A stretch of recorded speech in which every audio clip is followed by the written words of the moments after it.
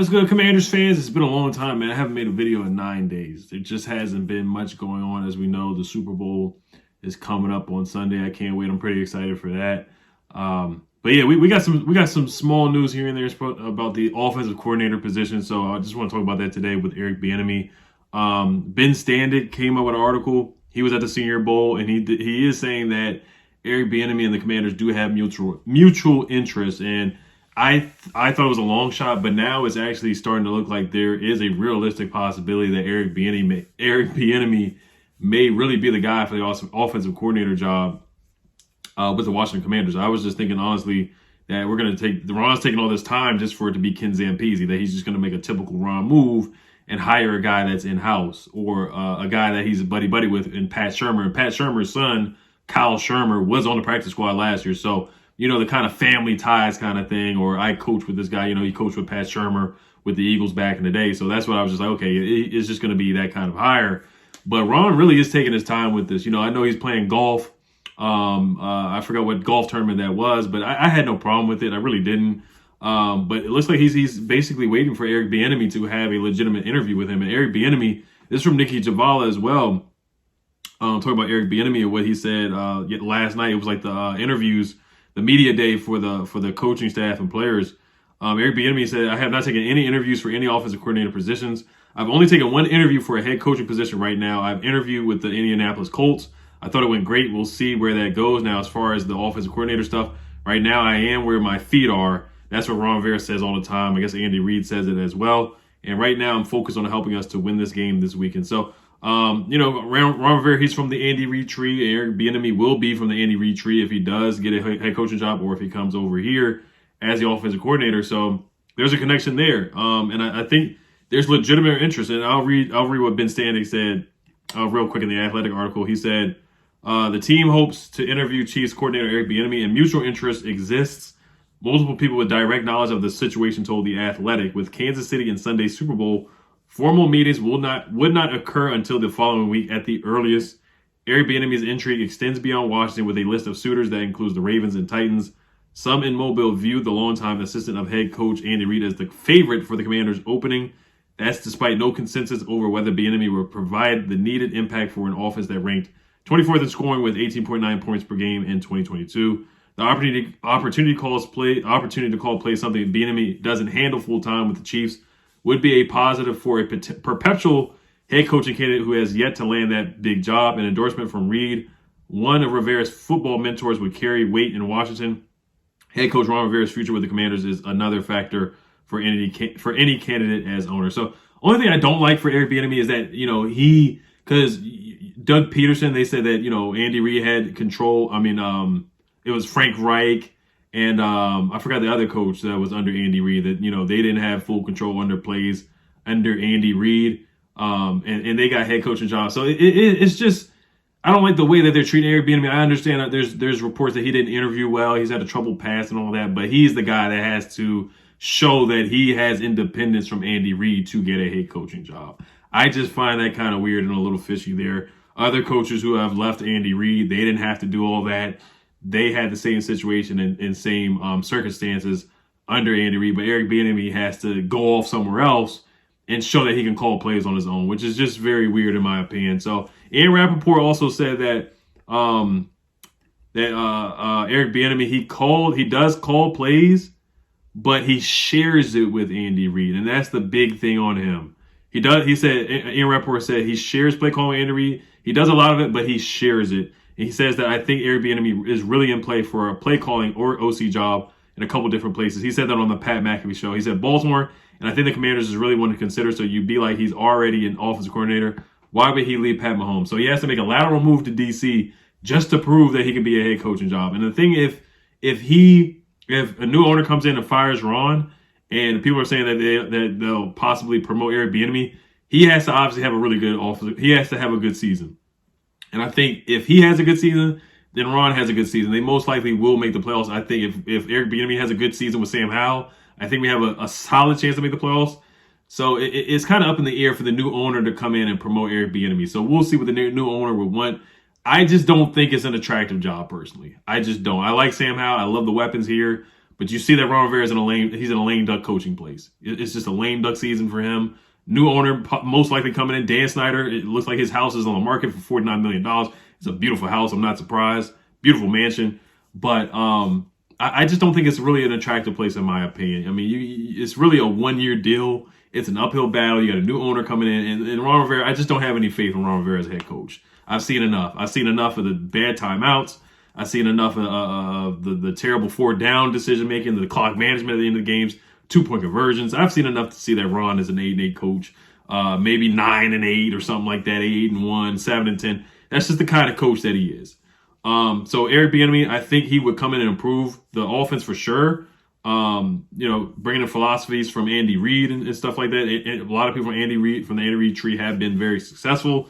So I think he would help this team out tremendously. I think he would help us out. Now, there's reports that he wants $2.5 million. Will the Commanders pay that? The report was supposed to be under a budget with Dan Snyder this offseason with him moving on possibly. So we'll see. So, I mean, I'll read to you guys a couple things that former players have said. Adrian Peterson, he's endorsed Eric Bieniemy. We know LaShawn McCoy has not endorsed Eric Bieniemy at all. He has been abrasive with players. That's the reports that, he's an intense coach. He's an intense coach. This is a quote from Adrian Peterson. He said he was big on taking notes.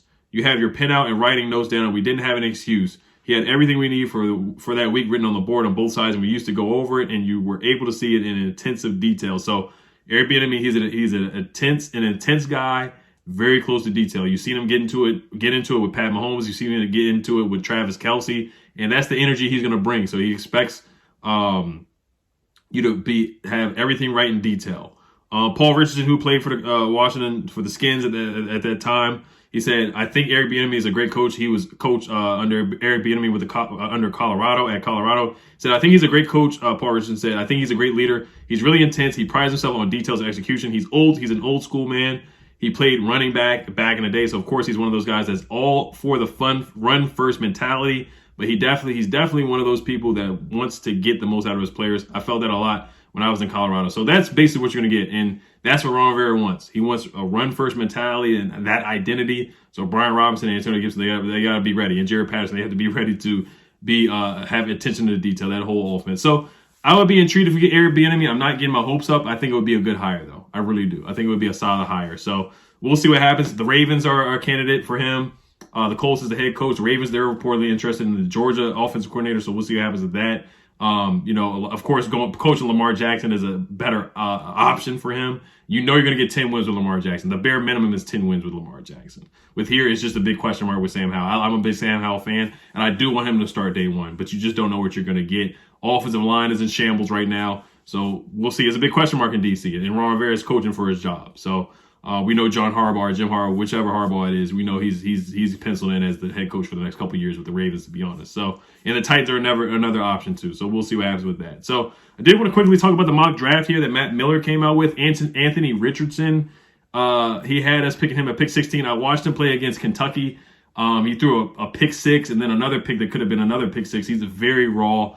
I see the potential though. I watched the South Carolina game. He did look good in that game, running the football, the read option, RPOs. If you do draft him, you're going to have to tailor your offense to him. Basically what they do for Lamar Jackson, RPOs, zone reads, kind of stuff like that. You're going to have to tailor your offense around him. That's what you're going to have to do. I would not draft him at 16. I think he's a project. I think he's a third-round guy, to be honest with you. I like the talent and the arm strength and his mobility as a runner. He's very shifty, can make guys miss in a phone booth, all that. Strong guy out of Florida. Does kind of have that Cam Newton build to him.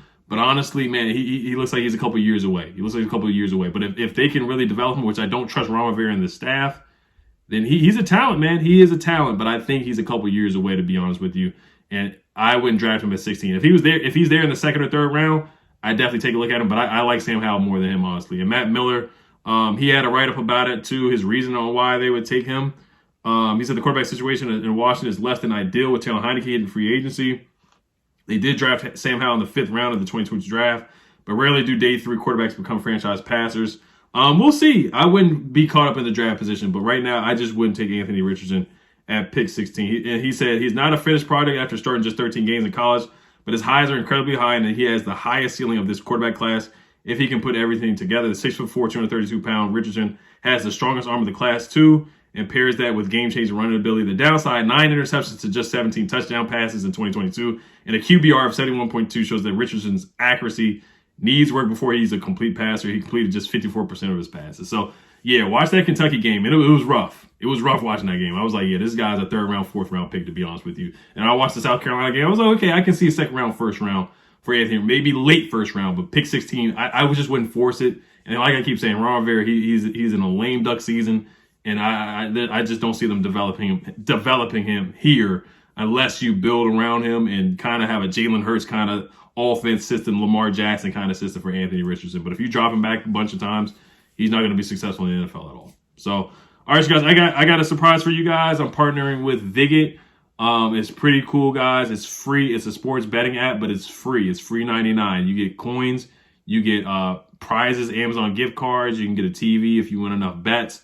And also I created a league where if you win the league, whoever gets first place, you get a free NFL jersey, So it's money lines, betting against the spread, over unders, super, super easy. I'm going to put my link down below in the description. You guys create the league. There's a group chat thing in there too, so you can talk trash. Of course, you can bet on the Super Bowl this weekend. The league is going to be a month, and then it's going to end right before March Madness. So I'm going to start up another league right before March Madness, and then we can go crazy again and see who can win another free jersey. So it's pretty lit. So I just started it. You guys can start now. I already made a bet in there. I won last night. I bet on the Celtics to beat like the Hornets or something like that. So that was an easy bet. That was a layup bet. So definitely go down the link down in the description. Even if you're not a Commanders fan, you can sign up and you get a free NFL jersey, whoever wins. So chop it up with you guys in the group chat down in the app as well. All right, you guys let me know what you guys think. I would pass on Anthony Richardson. I would not force drafting a quarterback this year. I just would not. I would roll with Sam, build up this offensive line. We need to draft an offensive tackle. We need a corner. Broderick Jones out of Georgia. Wouldn't mind him at pick 16. And then Joey Porter Jr. out of Penn State. I like him. I like Christian Gonzalez out of Oregon.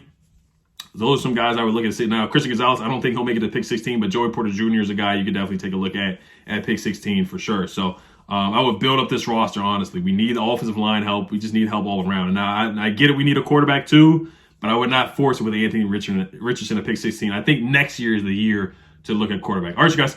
Hail to Commanders. Peace.